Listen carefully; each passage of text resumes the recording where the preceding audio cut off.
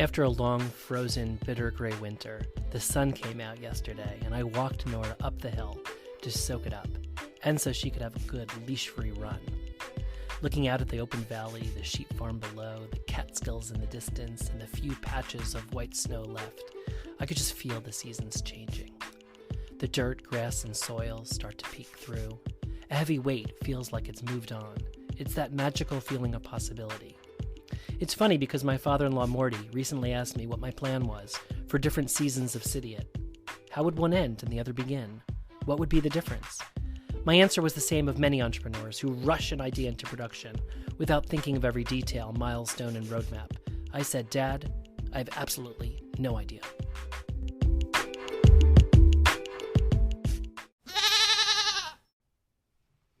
I'm Matt Zucker, and this is Cidiot, Learning to Live and Love Life in the Hudson Valley.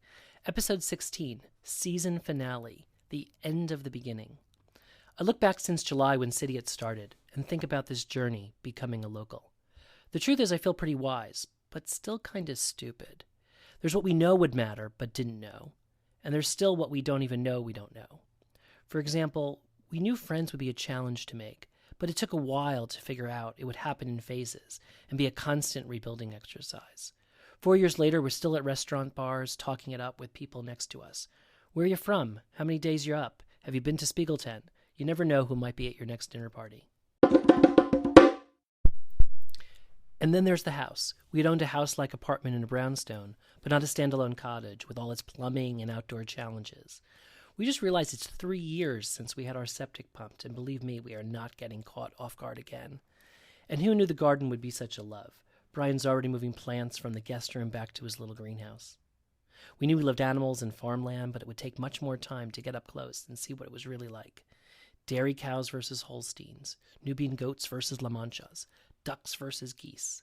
We already had a bat house, but my brother-in-law Adam gave Brian a birdhouse, and every day we see more out the window. Brian just sent him a bug house. And we certainly never knew fence laws would matter until we discovered a broken one and goats jumping over it. It took a lot of phone calls and pain to learn that our town hasn't updated its standards since the late 1800s. And then there's learning about what makes a great podcast. Thank you all for tuning in and sharing it. We've grown to 400 plus regular subscribers across 10 podcasting platforms, the majority on Apple, Anchor, Spotify, and Stitcher. 97% are U.S., but I can't tell a deeper breakdown yet. I'm hoping Anchor gives us more details later in the year. The format, too, has gotten good traction. Short episodes, music, and the guides, 3 to 6 step pointers on various topics.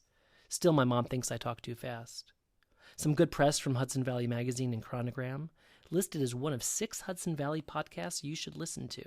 I used to work in advertising, and that is some claim to get to put out there. Stay tuned for plans for next season. Okay, looking ahead to Cidiot's second season, I think we can make some improvements, but also keep what's working. Number 1, I will keep episodes to 5 to 10 minutes each. Number 2, the new Facebook group, facebook.com/CidiotLife, could probably have a bit more conversation. Please join if you haven't. 3, now armed with a new microphone from my in-laws, I can up the quality and also plan on interviewing more folks more easily. 4, what will we talk about? Well, some new topics on the horizon. Getting to know your town history, meet the farmers, transportation, will I break and get a second car, new friends, old friends, and when does a new friend become an old friend? I'm also frankly looking at Cidiot apparel, hats, tees, and bags. Watch out, Louis Vuitton and Carhartt. Our famous investigative journalism also won't stop. I like digging into the backstory, the why things are the way they are. Sometimes it means talking to a real expert. Sometimes it's Wikipedia.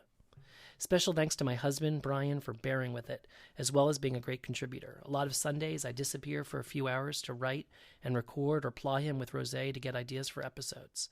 And also to friends like Liz, Jamie, Tom, Stephen, Victor, Stephanie, my mom, my brother-in-law Adam, and so many others who are generous about me using material. The new season will be back before you know it. Right now, Nora wants to run in the orchard.